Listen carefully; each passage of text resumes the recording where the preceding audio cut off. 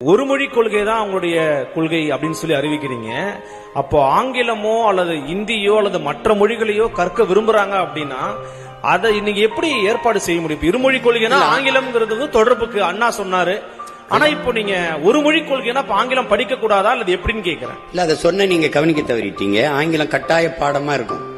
ஆங்கிலேயருக்கு இணையா என் பிள்ளைகளுக்கு எழுதவும் பேசவும் அதை படிக்கவும் நாங்க கற்றுக் கொடுத்துருவோம். விடுமுறை காலங்களில் கூட ஆங்கிலேயர்களை இல்லாம அமெரிக்கா உச்சரிப்பு அமெரிக்கா, பிரிட்டன் உச்சரிப்பு அந்த அவர்களை ஒரு இடைக்கால பேர ஆசிரியர்கள் கொண்டு வந்து அவங்களுக்கு அந்த உச்சரிப்பு எல்லாம் கத்துக் கொடுப்போம். நாங்க அதை மெனக்கெடுவோம்.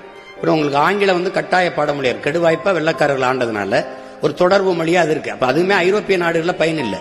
பிரான்ஸ் எல்லாம் ஆங்கிலம் பேசவே மாட்டான், பேச மாட்டான். நீங்க போய் பாத்தீங்கன்னா தெரியும்.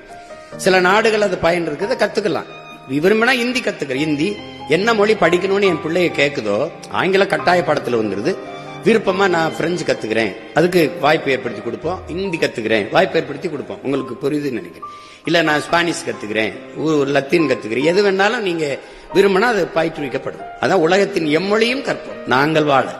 எங்கள் மொழி தமிழ் கற்போம், எங்கள் இனம் வாழ. புரியுதா? அதுல எந்த மொழிக்கும் எதிரானவர்கள் இல்ல, சொந்த மொழிக்கு பற்றானவர்கள்.